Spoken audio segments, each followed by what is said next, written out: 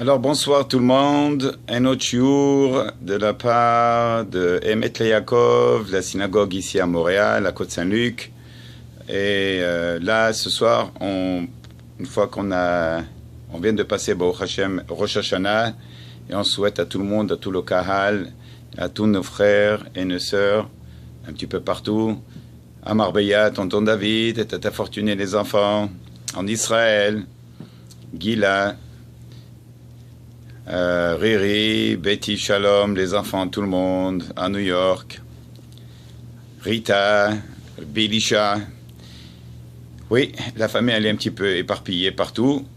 Et bon, Hachem, j'espère que tout le monde a passé une belle fête de Rosh Hashanah, qui est le début. Rosh, c'est la tête, Hashanah, de l'année. Alors j'espère, Bezrat Hachem, que toutes vos prières vont être exaucées. Les Tova, Veli Bracha, les Shana Tovo Mituka, les Refoua Shelema, les Arichut Yamim, les Parnasa Tova Ad Belidai, Bezrat Hashem Lanu, Ulchol Israël. Et là, on se prépare, nous sommes dimanche aujourd'hui, et comme vous le savez bien, Kippour, c'est vendredi soir et samedi. Donc, il y a déjà plusieurs restrictions pour le Shabbat, tous les Shabbats. Et là, on a un double Shabbat. On a Shabbat et on a Yom Kippour. Donc, il dit ici, dans le Menorat HaMaor, il dit que Sheikanes Hayom Itkadesh Adam Begufo Venafsho Kemalach HaElokim. Dès que, à partir de vendredi après-midi, oui, dès qu'on se prépare, une fois qu'on est revenu de la synagogue après Mincha, après avoir fait, bien sûr, le mikvé, parce qu'il faut aller au mikvé. Si, quelque part, vous n'avez pas le mikvé, s'il y a des gens de France qui écoutent, qui sont un petit peu dans des endroits éloignés où est-ce qu'ils n'ont pas un mikvé, ils peuvent aller au lac, ils peuvent aller à la mer, se tremper. C'est très très important de se purifier avant Yom Kippour. Certains le font tous les Shabbats, certains le font même tous les jours. On a l'habitude de le faire tous les jours, bon, mais ça va, ce n'est pas quelque chose qu'on va demander à tout le monde de le faire, mais c'est bien, c'est d'avoir Mo'il, Bigdusha Tahara, pour entrer à Yom Kippour avec une sainteté, parce que quand même, il faut se préparer, comme qui dit, Shiu Nakim Mikol Het, il faut se préparer, être propre de toute faute. C'est comme si on s'est lessivé, c'est comme si on envoie une chemise au dégraissage et on veut se rassurer qu'il n'y a aucune tache. Aucune tache. Donc la même chose ici, Hachamim nous demande de se préparer. Et comment est-ce qu'on se prépare? C'est pour ça qu'on a eu les 30 jours avant Yom Kippour, qui est le mois de Elul, avant Rosh Hashanah. Et ça nous a donné une bonne préparation tous les jours, Baruch Hashem, les Slichot, tous les jours des Shiurim, des cours, pour mieux se préparer et pour entrer à Rosh Hashanah au moins avec quelque chose dans notre poche, si c'est un Siyum, des Mishnayot qu'on a fait, si c'est une Gemara, ou bien des Shiurim tous les jours, juste pour bien se préparer. Comme qu'il dit ici, comme qu'il est écrit dans Pirkei de Rabbi Eliezer, Ra'a Samael Shalom Atzachet l'Israël b'Yom Kippourim, Amari Bon Haolamim, Yeshlecha Am Echad Ba'aretz Kemalchei Hasharet. Le Satan, lui, il dit à Kadosh Baruch Hu, le Kippour, il dit, regarde, tu n'as pas que des anges dans le ciel, mais même sur terre, tu as des anges. Et qui c'est? C'est Bnei Israël, le peuple, tout ton peuple, tes enfants, ils font Kippour, et Kippour, on sait qu'il y a 5 interdictions qui sont très importantes.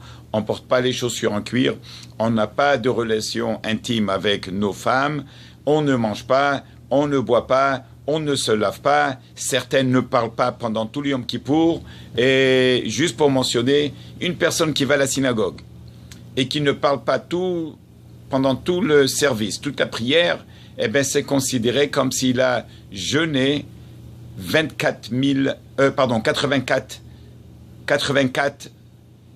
jeûnes. Oui, les 24 000, c'est par rapport à quelque chose d'autre. Je ne veux pas me mélanger, mais c'est ce que les Hachamim nous disent, c'est l'équivalence de 84 jeûnes.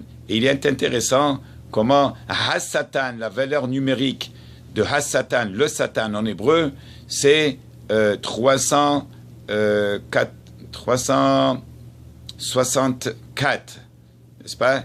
Et on a 365 jours dans l'année, Donc il manque un jour où est-ce que le Satan ne peut absolument rien faire à la personne, c'est Dafka Yom Kippour. Et c'est pour ça qu'on a plus d'énergie, et on a plus de force, on a plus de courage pour s'exprimer devant Hakadosh Baruch Hu pour tout ce qu'on aimerait faire.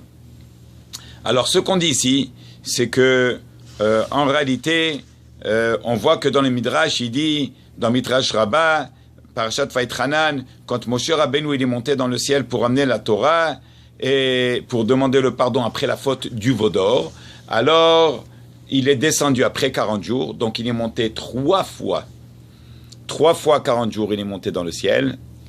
Et puis ça fait que la 3e fois quand il est descendu, c'était Mamash, justement le jour de Kippour. Et Hachem, il lui a dit, Vesalahti kidvarecha. Oui, alors on ne va, avant de rentrer dans les halachot, dans toutes les lois qui concernent Yom Kippour même, qu'est-ce qu'on fait, qu'est-ce qu'on ne fait pas, il y a toute une liste des choses qu'il ne faut pas oublier, surtout que cette année, ça tombe avec Shabbat aussi.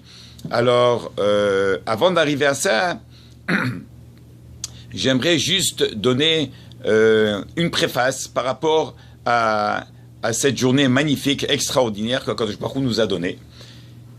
Et plusieurs fois, je dis dans les cours, ça ressemble à une personne qui a un ordinateur. Les Havdil, oui. Bevada que Yom Kippour, ce n'est pas un ordinateur, mais c'est un exemple. Ça veut dire une personne qui a un ordinateur et l'ordinateur à un moment donné, il bloque. Alors qu'est-ce qu'il faut faire?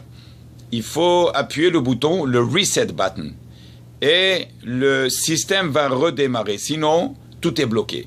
Eh bien, Kivyachol, Hakadosh Baruch Hu nous a donné une journée par année, Kippour. Il dit,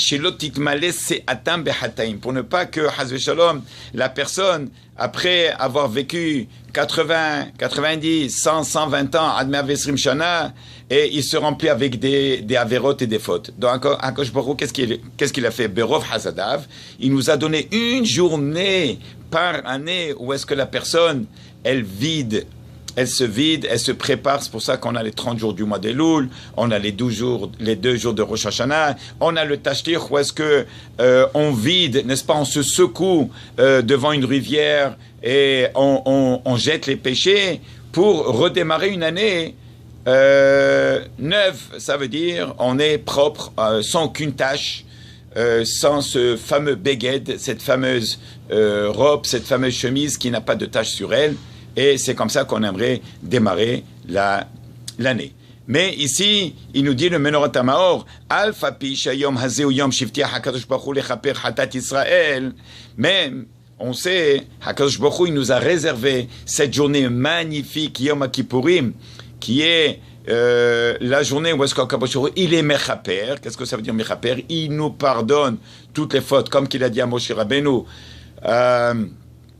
Ki Bayom Hazeh, Yechaper Alechem, ce jour-là, Yechaper Alechem, Dieu, Yechaper Alechem, il va vous pardonner sur toutes les fautes. Mikot hatotechem lifna Adonai titharu. Tzarich lo al adam la'azov hito velinachem al ma shavar. Alors une personne, on lui demande quand même un effort de sa part. Quel est l'effort qu'elle doit faire la personne? La'azov heta'av, de lâcher ses fautes. Dans la Gemara, il dit, est-ce que c'est possible qu'une personne qui va rentrer au mikvé, qu'est-ce que c'est le mikvé? C'est le bain spirituel, où est-ce qu'on rentre, les hommes, les femmes, pour se purifier, avant Shabbat, avant les fêtes, avant Rosh Hashanah, avant Kippour, il faut aller au mikvé, ou bien, comme qu'on a dit tout à l'heure, il peut aller au bord de la mer, il peut se tremper dans la mer, ou dans un lac. En réalité, il y a une halakha qui est un petit peu différente entre les hommes et la femme. La femme, par exemple, ne peut pas se tremper dans une piscine.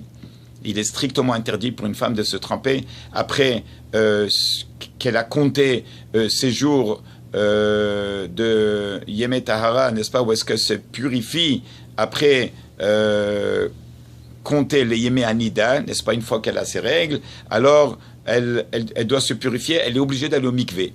Mais pour un homme, il suffit d'aller, même s'il y a une piscine, il peut se tremper dans une piscine. Mais il faut qu'il enlève son maillot, il doit rentrer sans absolument rien, sans bague, sans maillot. Donc s'il n'y a pas de lac proche de vous, si vous n'êtes pas à côté de la mer, si vous n'avez pas un mikvé dans vos alentours, alors une piscine pour un homme sera suffi. Maintenant, pour une personne qui est fatiguée, une personne âgée, oui, alors il pourra rester sous la douche et faire verser sur lui Tisha Vahetzi Kabin, quelle équivalence, si je ne me trompe pas, c'est à peu près une 15 à 18 litres d'eau. Ça veut dire laisser couler la douche sur sa tête et que l'eau coule sur son corps. Ça, c'est pour les personnes âgées ou quelqu'un, même s'il est jeune et qui ne pouvait pas se déplacer. Alors ça nous dit l'importance de se purifier avant Kippour. Alors, comme qu'on a dit ici, HaKadosh Baruch Hu nous a promis que le jour de Kippour, c'est un jour quand même extraordinaire. Pourquoi extraordinaire? Parce qu'il va nous pardonner toutes les fautes. Ah, mais il faut que ça marche de deux côtés. Pourquoi? Parce qu'il est écrit Ki bayom hazeh chaper alechem, il va vous pardonner. Les taher etrem, pour vous purifier de tous vos fautes. Lifne Hashem titharu. Ça veut dire que vous-même aussi, vous devez vous purifier de vos fautes. Et ça, qu'est-ce que ça veut dire? Il va nous dire ici, Menon Tamaor, Tzarich lo la Adam la azov het'o, l'inachem al ma she'avar. Un homme, il doit lâcher les fautes, ce qu'on appelle, en hébreu, surmera, va'asetov, lâche le mauvais, ce qui est pas bien, l'aura, va'asetov, et change tes habitudes. Au lieu de faire du mal, maintenant fais du bien. Bien sûr qu'on parle de Torah et mitzvot. On parle de Torah et mitzvot. Un homme, si jusqu'à date il n'a pas mis les téphilines, eh bien, pour au moins 7 semaines, il doit montrer à Kadosh Baruch Hu que lui, de sa part, il veut que Kadosh Baruch Hu lui pardonne. Alors, qu'est-ce qu'il doit faire? Il faut que lui-même, il fasse quelque chose de sa part. Qu'est-ce qu'il va faire? Il va faire des efforts. Il va mettre les téphilines, il va augmenter la tzedaka.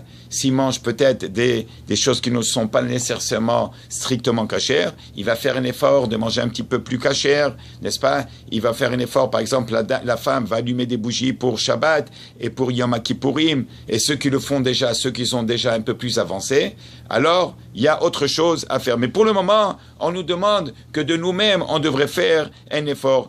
L'azov Adam het'o veilahem, il doit surtout regretter. Donc, dans la teshuva, ce qu'on appelle la teshuva, il y a 3 étapes.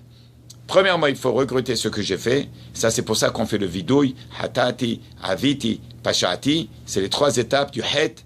Hatati, aviti, avon, pashati sur le pécha. C'est 3 niveaux de fautes qui sont différentes. Parfois, c'est pas volontaire, on ne le fait pas exprès. Oui, parfois on se lève en pleine nuit, on a besoin d'utiliser la salle de bain, et sans faire exprès, on rentre, parce qu'on a laissé les lumières allumées avant Shabbat, bien sûr, et on sort, et il est 3 heures du matin, on ne fait pas attention, on éteint. J'ai pas fait exprès. Oui, alors il y a bémézid, il y a parfois on fait des choses qu'on n'est pas au courant, n'est-ce pas? Alors on a fait une avéra. Et sur tout ça, il faut demander le pardon. Ça, c'est le vidouille qu'on fait. Alors, c'est pour ça qu'il dit, Tzarich lo la Adam la azov het'o, ve'linachem, il doit regretter ce qu'il a fait, alma shavar, ve'lekabel alav, shelo shuv od, et il doit prendre sur lui le regret sur ce qu'il a déjà fait au passé, il doit prendre sur lui, sur ce qui vient en futur, de ne plus répéter. Et avec ça, quand il rentre à Kippour, alors bevadaï, que HaKadosh Baruch Hu, il va être mekayem, oui, ce qu'on a dit tout à l'heure, comme qu'il avait promis à Moshe Rabbeinu, qui bayom hazeh chaper alechem mikol hatoteram lifnei Adonai titharu. Alors voilà, pour le moment, je vous laisse. Bezrat Hashem, qu'Akadosh Baruch Hu nous aide à tous de faire une belle teshuva, de regretter ce qu'on a fait, surtout avec nos femmes, surtout avec nos parents, surtout avec nos frères, nos sœurs, l'entourage, avec les employés, avec le voisinage, partout, il faut essayer de régler tout ce qu'il faut régler, parce qu'Akadosh Baruch Hu nous demande Kippour, avant de venir me voir, demander pardon à moi, est-ce que vous avez demandé pardon à tout votre entourage, les gens et la famille qui vous entourent. Voilà. Alors pour le moment, on se laisse et on se revoit bientôt pour un nouveau message.